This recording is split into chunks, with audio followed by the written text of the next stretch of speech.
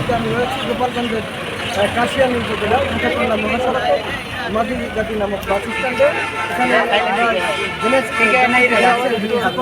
আগেই কিন্তু এখানে ইমাদ পরিবহন খুলনা থেকে ছেড়ে আসা ইমাদ পরিবহনের সাথে ইজি বাইকে রাস্তা ক্রস করার সময় মুখোমুখি সংঘর্ষে বেশ কয়েকজন আহত হয়েছে।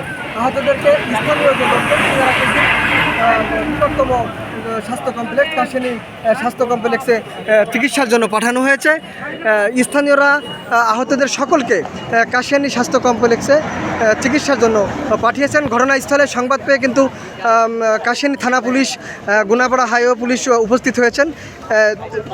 এই ছিল আমার কাছে গোপালগঞ্জের কাশিয়ানী থেকে আজকের মতো সর্বশেষ। রাহান মুন্সি জসিম, গোপালগঞ্জ।